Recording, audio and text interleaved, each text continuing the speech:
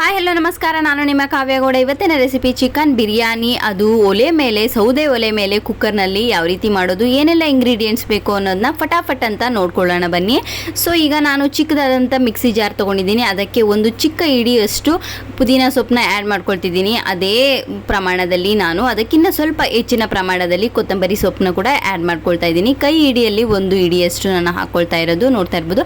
ಹಾಗೆ ಸ್ವಲ್ಪ ಕರಿಬೇವಿನ ಸೊಪ್ಪು ಕೂಡ ಅದಕ್ಕೆ ಆ್ಯಡ್ ಮಾಡ್ಕೊಳ್ತಾ ಇದ್ದೀನಿ. ನೋಡ್ತಾ ಇರ್ಬೋದು, ಒಂದು ಇಡಿ ಹಾಕೊಳ್ತಾ ಇಲ್ಲ, ಒಂದು 10 ರಿಂದ 15 ಎಲೆಯಷ್ಟು ಕರಿಬೇವಿನ ಸೊಪ್ಪನ್ನ ಕೂಡ ಆ್ಯಡ್ ಮಾಡ್ಕೊಳ್ತಾ ಇದ್ದೀನಿ. ಸೊ ನೋಡ್ತಾ ಇರ್ಬೋದು.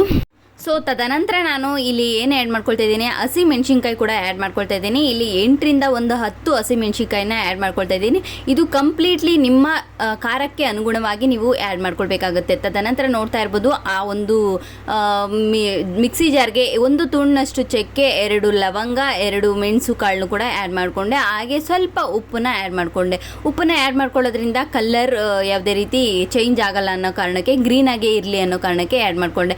ಹಾಗೆ ಇಲ್ಲಿ ಒಲೆನ ಹಚ್ಕೊಂಡು ಒಲೆ ಮೇಲೆ ಒಂದು ಜಾರ್ನ ಇಟ್ಕೊಂಡಿದ್ದೀನಿ ನೋಡ್ತಾ ಇರ್ಬೋದು. ಅದಕ್ಕೆ ಒಂದು 3 ರಿಂದ 4 ಟೇಬಲ್ ಸ್ಪೂನಷ್ಟು ನಾನು ಆಯಿಲ್ನ ಆ್ಯಡ್ ಮಾಡ್ಕೊಂಡಿದ್ದೀನಿ. ಅದಕ್ಕೆ ನಾನು ಯಾವುದು ಸ್ಪೈಸಸ್, ಚಕ್ಕೆ ಆಗಿರ್ಬೋದು, ಲವಂಗ ಆಗಿರ್ಬೋದು, ಮೆಣಸು ಆಗಿರ್ಬೋದು, ಪಲಾವ್ ಎಲೆ ಆಗಿರ್ಬೋದು, ಚಕ್ರ ಮೊಗ್ಗು, ಮರಾಠಿ ಮೊಗ್ಗು, ಇದೆಲ್ಲವನ್ನು ಆ್ಯಡ್ ಮಾಡಿಕೊಂಡೆ. All the spices, biryani spices ಅಂತ ಏನು ಹೇಳ್ತೀವಿ, ಅದೆಲ್ಲವನ್ನು ನಾನು ಆ್ಯಡ್ ಮಾಡಿಕೊಂಡೆ. ತದನಂತರ ಇಲ್ಲಿ ಒಂದು ಆನಿಯನ್, ಒಂದು ದೊಡ್ಡ ಸೈಜಿನ ಆನಿಯನ್ನ ಈ ರೀತಿ ಉದ್ದುದ್ದವಾಗಿ ಕಟ್ ಮಾಡ್ಕೊಂಡಿರೋ ಒಂದು ಆನಿಯನ್ನ ಕೂಡ ಆ್ಯಡ್ ಮಾಡಿಕೊಂಡು ಅದನ್ನು ಚೆನ್ನಾಗಿ ಫ್ರೈ ಮಾಡ್ಕೊಳ್ತಾ ಇದ್ದೀನಿ.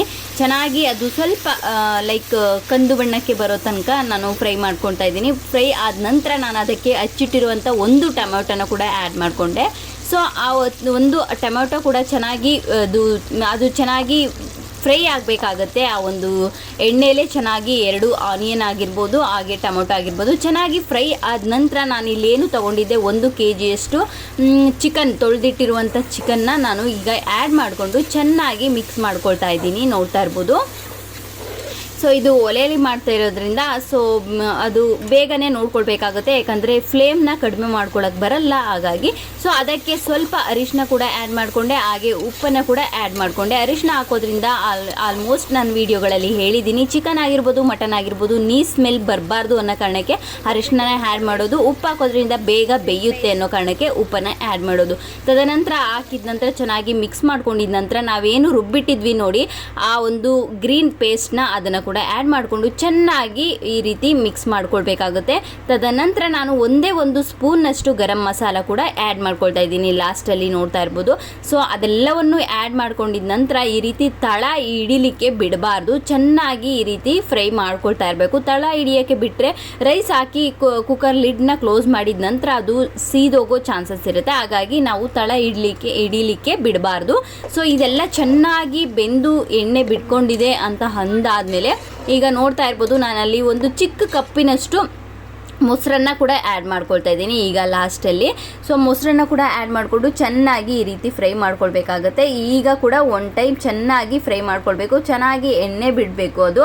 ಸೊ ಅಲ್ಲಿ ತನಕ ನಾವು ಲಿಡ್ಡನ್ನು ಕ್ಲೋಸ್ ಮಾಡಿದಂತೆ ಯಾವುದೇ ರೀತಿ ಪ್ಲೇಟ್ನ ಮುಚ್ಚುಳಿಕೆನ ಯಾವುದೇ ರೀತಿ ಮುಚ್ಚದೆ ನಾವು ಅದನ್ನು ಚೆನ್ನಾಗಿ ಫ್ರೈ ಮಾಡ್ಕೊಳ್ಬೇಕಾಗುತ್ತೆ. ಆ ರೀತಿ ಫ್ರೈ ಮಾಡೋದ್ರಿಂದ ನಮಗೆ ಸ್ಮೆಲ್ ನೀ ಸ್ಮೆಲ್ ಬರೋದಿಲ್ಲ. ಹಂಗಾಗಿ ಆ ರೀತಿ ಚೆನ್ನಾಗಿ ಲಿಡ್ನ ಕ್ಲೋಸ್ ಮಾಡಿದಂತೆ ಫ್ರೈ ಮಾಡ್ಕೊಂಡಿದ ನಂತರ ಅದೆಲ್ಲ ಚೆನ್ನಾಗಿ ಎಣ್ಣೆ ಬಿಟ್ಟಿದೆ ಅಂತ ಹೇಳಿದ ಮೇಲೆ ನಾವು ಅದಕ್ಕೆ ತಗೊಂಡಿರುವಂಥ ರೈಸ್ನ ಕೂಡ ಆ್ಯಡ್ ಮಾಡ್ಕೊಳ್ತಾ ಇದ್ದೀನಿ. ನಾನಿಲ್ಲಿ ಒಂದು ದೊಡ್ಡ ಗ್ಲಾಸಲ್ಲಿ 2 ಗ್ಲಾಸ್ನಷ್ಟು ನಾನು ರೈಸ್ನ ಆ್ಯಡ್ ಮಾಡ್ಕೊಳ್ತಾ ಇದ್ದೀನಿ. ನಾನಿಲ್ಲಿ ಆ್ಯಡ್ ಮಾಡ್ಕೊಂಡಿರೋದು ಬುಲೆಟ್ ರೈಸ್.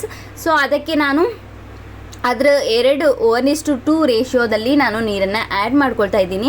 1 ಗ್ಲಾಸ್ಗೆ 2 ಗ್ಲಾಸ್ ನೀರಿನಂತೆ ನಾನಿಲ್ಲಿ 4 ಗ್ಲಾಸ್ನಂತೆ ನೀರನ್ನ ಆ್ಯಡ್ ಮಾಡಿಕೊಂಡು ತದನಂತರ ಉಪ್ಪು, ರುಚಿಗೆ ತಕ್ಕಷ್ಟು ಉಪ್ಪು. ಈ ಒಂದು ಟೈಮ್ನಲ್ಲಿ ನಾವು ಅದನ್ನು ಟೇಸ್ಟ್ ಮಾಡಿ ಉಪ್ಪು ಏನಾದರೂ ಹೆಚ್ಚು ಕಡಿಮೆ ಇದ್ದರೆ ನಾವು ಉಪ್ಪನ್ನು ಆ್ಯಡ್ ಮಾಡ್ಕೊಳ್ಬೇಕಾಗತ್ತೆ.